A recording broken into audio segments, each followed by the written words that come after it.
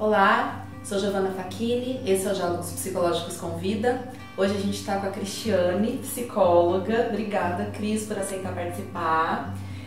A gente vai falar hoje sobre um tema que tende a ser considerado muito tabu na nossa sociedade, que é o tema da morte.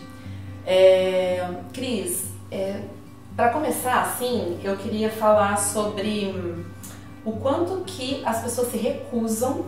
Eu acho que, na verdade, esse é o essencial de se falar, né? Sobre o quanto que as pessoas se recusam a falar, a olhar sobre a temática da morte, quando a morte, ela é uma presença na nossa vida, né? Então,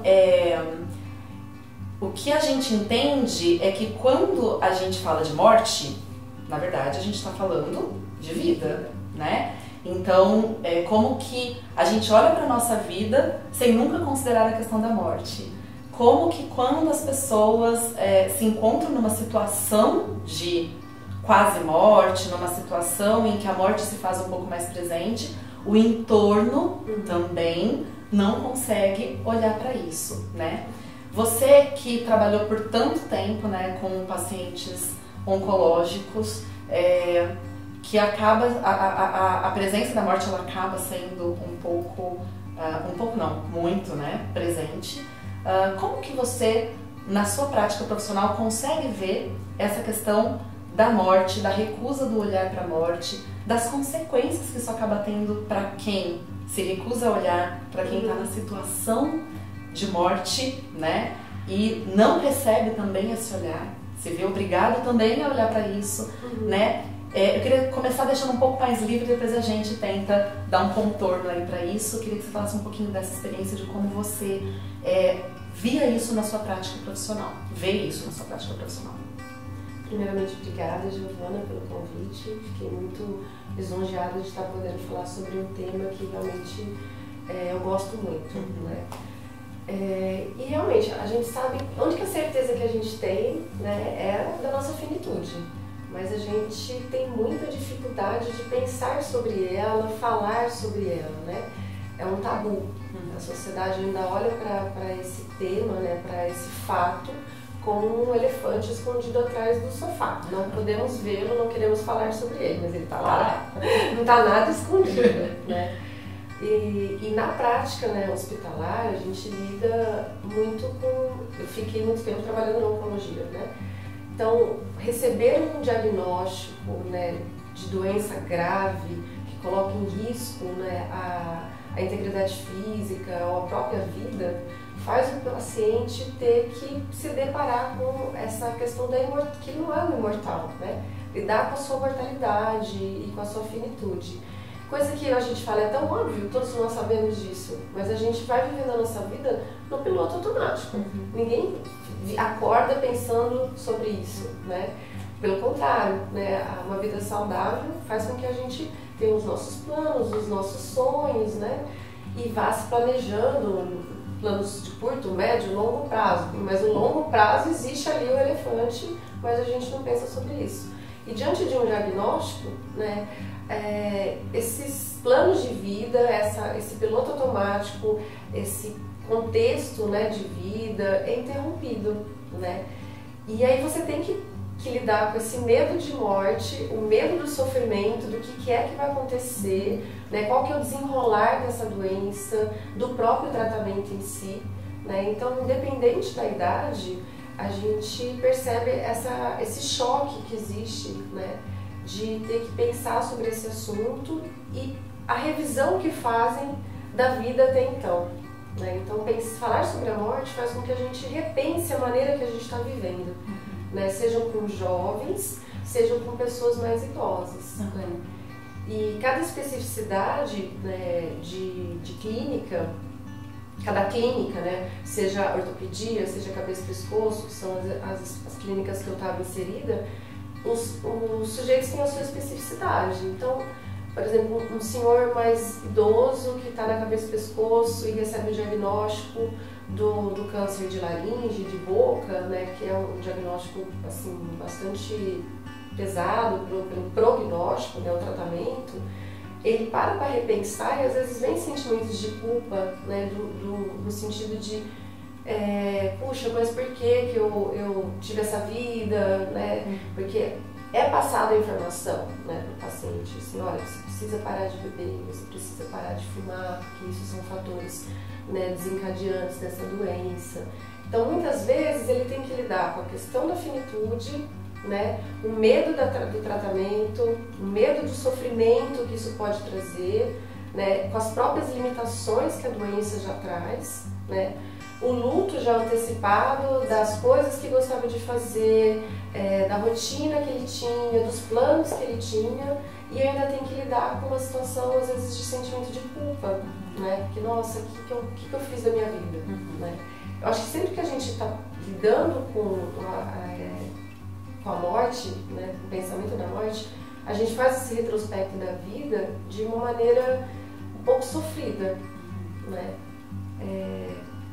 Quanto mais você tem a sua vida pensada, né, se fazendo presente, consciente, se sentindo livre nas suas escolhas, mais fácil da pessoa lidar com essa questão da finitude, né? Isso é o que eu percebo, né? E quanto mais você foi no automático e não pensou e foi vivendo no agora, ou retardando os planos, né? Quando eu conseguir tal emprego, quando eu me casar, quando eu me mudar, aí então eu vou ser feliz, né? Quando recebe um diagnóstico desse, fica muito um sentimento de que eu perdi tempo, né? E o que eu fiz até agora, né? Então é um assunto mesmo que a gente vai falar muito sobre vida, quando a gente fala da morte. E você falando que a pessoa acaba olhando para a vida que ela teve, você consegue perceber que ela passa a ter um olhar diferente para a vida que ainda terá? Mesmo... Porque assim, é complicado quando a gente fala dessa situação específica do paciente oncológico, né? Porque muitas vezes o prognóstico dele é um tanto quanto reservado e tudo mais. Mas em termos de... Vamos pensar de uma maneira mais ampla, né? O olhar sobre a vida futura também, do que eu posso fazer de diferente, também acaba ficando... Sim. Evidente, assim. Giovana, o grande dilema é esse, né? Você repensar tudo que você já viveu, né? E aí ter às vezes um sentimento de arrependimento, né? Às vezes de laços afetivos que não foram bem resolvidos, né? Estilos de vida, planos que ficaram retardados, né? E aí o medo de não dar tempo de fazer tudo isso, né? O tempo de reparar. Então é um momento que a principal contribuição, eu acho que a psicologia, né, a intervenção psicológica pode fazer, é ajudar o paciente nesse momento, dele ter uma tranquilidade de olhar para o que ficou para trás, né, mas se atentar muito mais para o que ele pode fazer agora, daqui para frente. Tanto que essa questão que eu falei da culpa, a gente tenta minimizar, não dá para excluir completamente, porque isso é automático. Os pacientes trazem, independente da idade, independente se o câncer tem uma relação efetiva com alguma coisa, às vezes não é uma fantasia, né? Eu acho que eu tô com câncer porque eu não falei as coisas, né? Não tem nada que comprove isso cientificamente, mas às vezes as pessoas atribuem a diferentes razões, né? Então, independente disso, a gente fala, bom, agora, daqui pra frente, né, o que você tem de planos que você ainda não fez, e vamos tentar se reorganizar para adequar isso, né? Adequar isso numa nova rotina que ele não sabe qual vai ser, né? Que é de exames, às vezes de internações, de quimioterapia, radioterapia, cirurgia. Então é tudo muito novo, né? E que falta planejamento, porque você não sabe como que você vai ter suas condições físicas para conseguir lidar com isso, né? E algumas coisas que você vai olhar para trás e vai dizer, nossa, isso não tem mais sentido, né? Esse plano meu, esse meu sonho, né? Não tem mais sentido. Então agora é a hora de dar muda a perspectiva, muda, dá um reset e você começa a olhar de novo para a sua vida, né? Um pouco para trás, mas principalmente para frente. Eu costumo dizer, né, que eu faço uma alusão em relação ao carro, né? Então a gente tem um espelhinho retrovisor, que é de um tamanho, né, que é pra gente olhar para trás, mas a gente tem um para-brisa muito maior que é pra gente olhar para frente.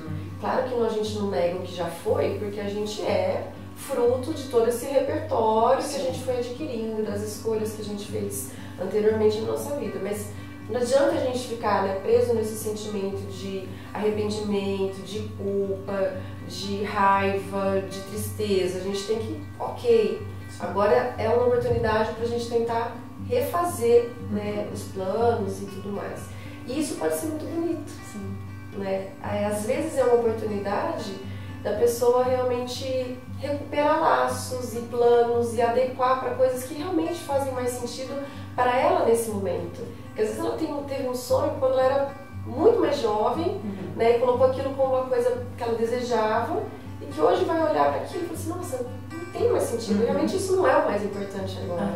Né? E aí como que a gente pode estar ajudando o paciente para estar conseguindo se adequar diante de toda essa turbulência que é o tratamento, o risco de não conseguir realizar tudo isso. Sim. Né? Porque pode ser que a doença evolua, não tenha a resposta que a gente espera com a quimioterapia, com o tratamento, mas mesmo assim um equilíbrio, né? entre o que ainda deseja ser realizado e a realidade, a concretude de estar ali tendo que lidar com uma rotina que era inimaginável. Né? Simplesmente fingir que essa temática não existe, né? Eu penso que faz com que a gente perca muito do colorido da vida também.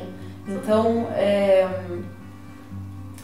ressignificar planos, pensar em coisas diferentes, no que eu tô, afinal de contas, onde eu tô pondo o valor das coisas, que foi o exemplo que você deu. Isso são coisas que a gente precisa parar para pensar na nossa vida cotidiana.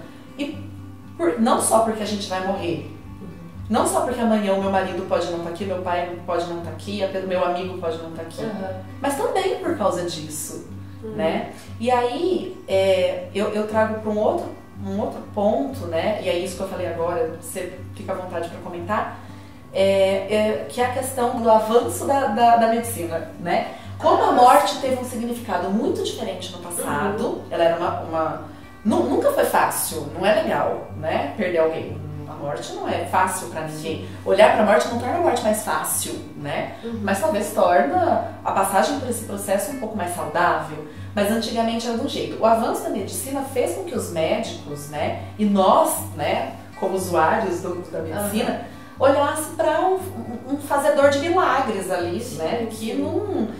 Então, assim, o tempo todo eu deposito a esperança no aparelho, no remédio, e em nenhum momento eu tô exagerando, não é em nenhum momento, mas eu acho que muito pouco se entra em contato com a realidade que está ali, né? Então eu me protejo atrás dos aparelhos, de tudo. E a que custo, né, Gi? A que custo?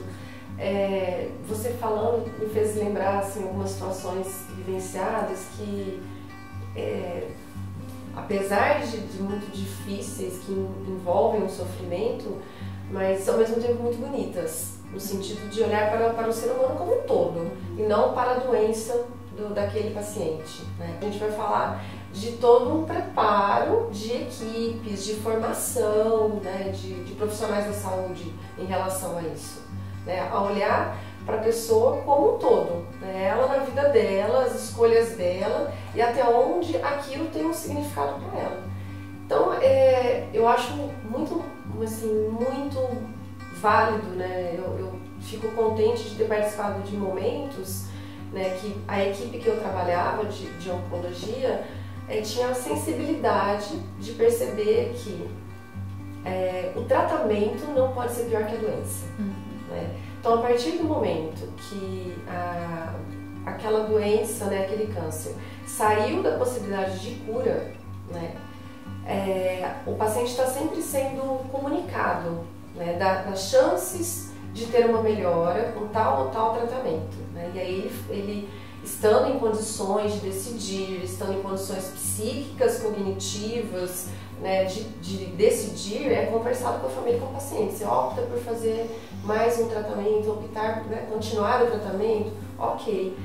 E chega momentos que eu já vi pacientes que já estavam fora do campo de cura, né? E era muito sofrido porque o tratamento é pesado, então envolve internação, envolve às vezes um isolamento, restrição alimentar, né? Fica muito enfraquecido, muito limitado, debilitado fisicamente. Então assim, Se eu tenho sonhos de vida, né, e eu ainda quero realizá-los, e o tratamento está me impossibilitando de ter uma qualidade de vida mínima para eu realizar os meus sonhos mais alcançáveis e possíveis no momento, e esse tratamento não vai me trazer mais tempo de vida com qualidade, a gente tem que repensar isso, né? E aí eu tive a oportunidade de participar de alguns casos e que, por exemplo, um jovem que já sempre muito ciente, né, do prognóstico, então sempre dialogando, né, e aí eu vou falar da questão da família aceitar isso, né? Ele chegou um momento que ele falou assim, muito concreto, né, qual que é a minha chance com esse tratamento, a gente sempre muito preocupado de colocar números, né, acho que existe uma questão ética em relação a isso, mas ele sabia que a possibilidade era muito pequena de melhora, né, e aí ele falou assim, olha, eu quero parar, porque eu quero viajar, eu quero ir pra praia, eu quero fazer uma tatu, eu quero ir na balada, eu quero beijar na boca, eu quero tomar vodka. Entendeu? Ele era jovem, 20 e poucos anos, entendeu? E a vida dele estava interrompida nesse esquema de passar 15 dias internados, outros 15 que não estava debilitado para voltar. Então assim, ele falou, eu quero viver, entendeu? Eu não tô tratando para viver, né? Mas eu não tô conseguindo viver ainda os meus poucos planos que eu tenho, né? E isso foi respeitado, né? Mas muito difícil, né? Porque a família, né, quem está de fora vive muita impotência, né? A impotência, a incontrolabilidade, também tem todas as suas angústias relacionadas a isso, né?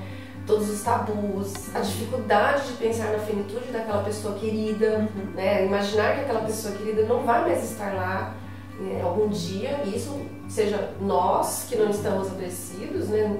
Temos muita dificuldade de pensar, mas como a gente falou, diante do adoecimento, isso fica muito concreto. E os pais, assim, com muita dificuldade de aceitar. Então, assim, teve que ter um trabalho com os pais a partir do momento que o menino estava jovem, né? Estava lúcido, né? Não estava no processo de depressão que atrapalharia para ele tomar as decisões, né? Estava totalmente consciente e ele trouxe um desejo muito, muito justo, né? Muito válido, né? Perde o sentido a gente estar insistindo nisso, né? E a própria equipe, né, teve uma reação muito positiva de dizer não, tudo bem, né? Depois a gente está aqui, né? Se você quiser, você volta, né? Então teve algumas situações assim, essa eu estou citando. A aceitação da própria finitude para o paciente adoecido, ela é muito difícil de ser encarada pela família. A família encara como desistência na maior parte das vezes, né? Quando pra gente, que é da área da psicologia, a aceitação é a parte mais bonita que tem do processo, né? Então, mas eu penso que é isso, né, Cris? A ideia de falar sobre esse assunto talvez seja sensibilizar as pessoas pro fato de que, por mais difícil que seja, ninguém diz... nossas psicólogas bem resolvidas, né, devem pensar na morte com facilidade, assim. Não, claro que não. Claro que não. Mas assim,